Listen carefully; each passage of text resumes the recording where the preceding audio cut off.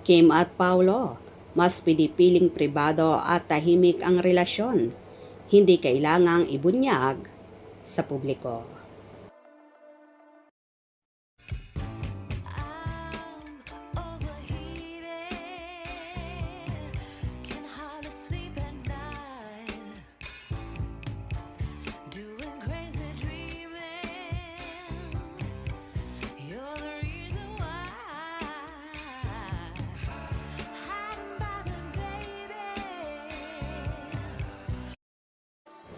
Tila ito na nga ang pa-hard lunch ng Kim Pao sa natatangi nilang relasyon na what you see is what you get na lang talaga kina Kim Chiu at Paolo Avellino.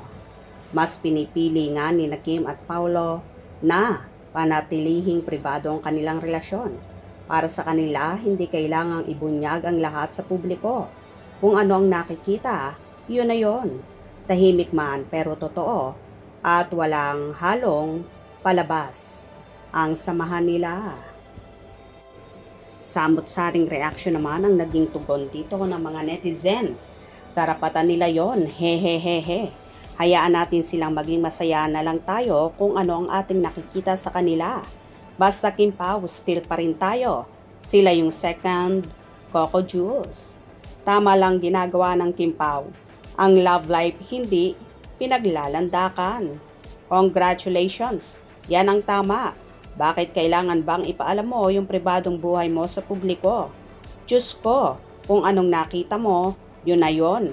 Kasi maraming makisawsaw ng mga press reporter. Good job Kim, Paulo. God bless. Good luck sa world tour. Tama naman, what you see is what you get. Hindi nila kailangang umamin o paaminin. Kita na sa kilos nila na may relasyon talaga sila. Maging masaya na lang tayo para sa Kim Pao. Parehong Taurus kasi. Good decision Kim Pao. Private but not secret. What you see is what you get. Kim Pao, humble and down to earth. With golden and kindness heart. God bless. Intelligent decision. Congrats Kim Pao. God bless you and guide you always. Beautiful couple. Kim Chiu and Paolo Avellino. Congratulations. I love this too. Parehong low-key at mababait sa mga fans nila. Make it private, tama yan. No need ipangalandakan sa mga tao para lang magyabang na may boyfriend na bakit? Ituloy nyo lang yan. Basta kayong dalawa nagkakaintindihan kung ano ang totoo. Asus, love team lang, walang plano si Paulong magseryoso. Pag isa publiko, daming makikisawsaw at piliting mabuwag. Wag naman, God is so good, lalo na sa mga mababait na tao tulad ng Kim Pao. Congratulations, good decision Kim Pao. Private but not secret, what you see is what you get. Humble and down to earth, with golden and kindness heart. God bless you more, you both. Ganyan talaga mga taong talented.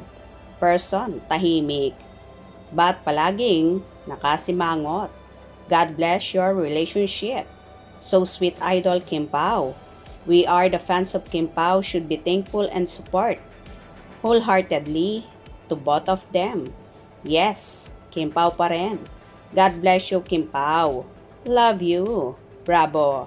Yes, Kimi, may happy pill. Love them so much. Siguro gusto nila private dahil pag mayroong ibang nagustuhan na babae si Paolo, madali lang malusutan. Alam mo nang magaling magtago si Paolo ng sekreto. Well, irespeto na lang natin ang desisyon ng Kim Pao kung ayaw man nilang tuluyang umamin sa publiko. Ang mahalaga, nagmamahalan sila at nagkakaintindihan na kitang-kita naman ang ebidensya. Hope you enjoyed. Please subscribe for more info.